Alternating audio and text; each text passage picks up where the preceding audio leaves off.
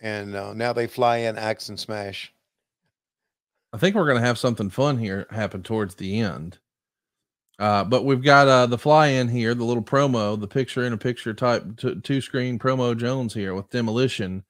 Meanwhile, the Twin Towers, Big Boss Man, former Big Bubba Rogers, former UWF heavyweight champion, tagging in the former one man gang, who may or may not be my father. It's just George He was having fun, you could tell. yeah, he was all in with this character. He was all in. My goodness. So Dave Silva's moving back to Texas. Yeah, man, it's weird, sort of the end of an era. I'm leaving the quote unquote Conradison. Yeah. The big neon sign that was in the cabana by the pool's been taken down. The house has been painted. Mm-hmm. Roof's been cleaned. They're coming to steam clean all the tile and hardwoods and showers and pool deck, and it's a goner. And so is Silva going back to Texas, where he belongs. Yeah, he does. Stay down there, Dave. Yeah, we'll see you at StarCast. Or you know what? Skip that too, and yeah, we'll see. See you at Zooms. When's the next StarCast? Do you have a date? You have a Yeah, I had one, but it changed on Friday. Okay. All right. We'll just wait until it comes out. Yeah. Things are changing, as you probably heard whispers about, maybe. I haven't. Well, I don't want to. All right. I can't say. Okay. I can tell you off air, but I was asked not to say. Okay. Roll Tide.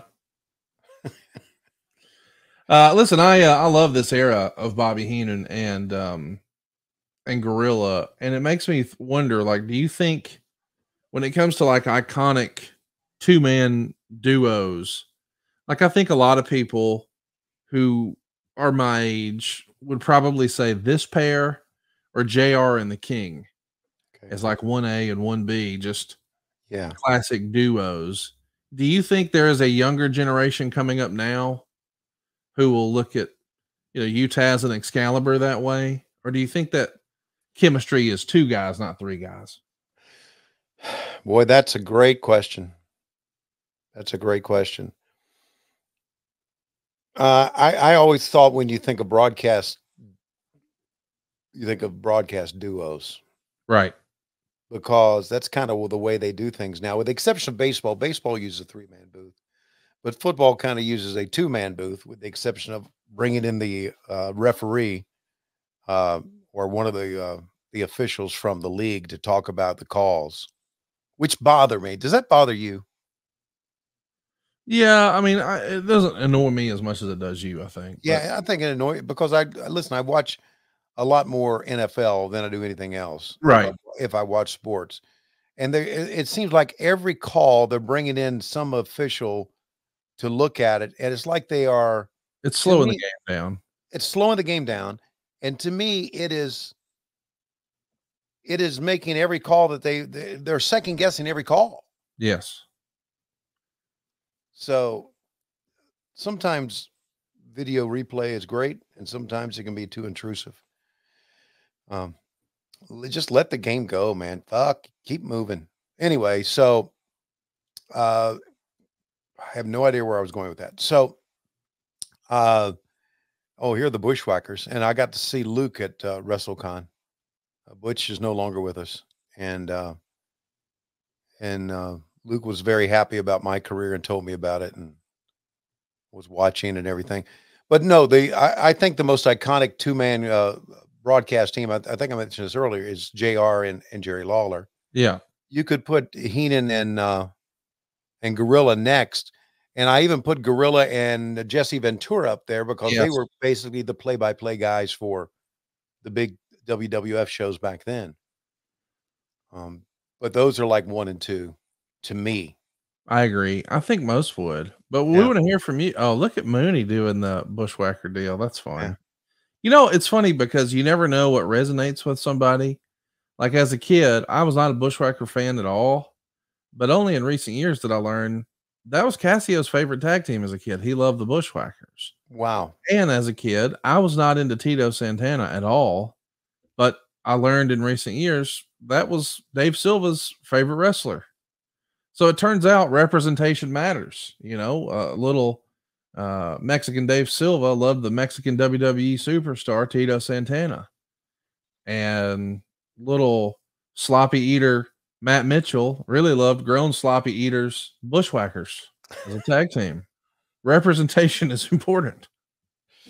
Uh, there is out there somewhere where we were in. I think I mentioned this before, and I know there's pictures. I have a couple of pictures of it. We went out and shot a skit with Gene Okerlund and the Bushwhackers, where we went to this old abandoned hut I and saw that. brought in a grill, and Gene kind of turned into a bushwhacker when they were eating their buzzard.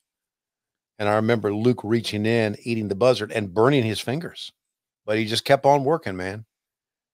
And they were great to work with. Me and this girl, I can't remember her name, worked in the office. We had come up with this idea of a bushwhacker, of a thing called the Bushwhacker Hut, where it was almost, kid like, and where it would be part of the show, and was kind of like a ripoff of Piper's Pit, Right.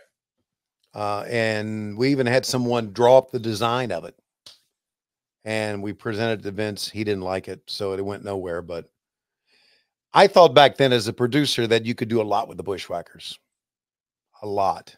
And I guess Vince thought we've done enough with them. What we're doing with them right now is good enough. So I had a lot of time for Luke and Butch. And again, I've talked about this. The Bushwhackers in the WWF era, which were the Bushwhackers, which were the duo that got over, much different than the Sheep Herders in the NWA era. Yes. Because they were blood and guts and cut themselves and bled all the time and rough and rugged. And then they became, well, again, just like we saw with George Gray and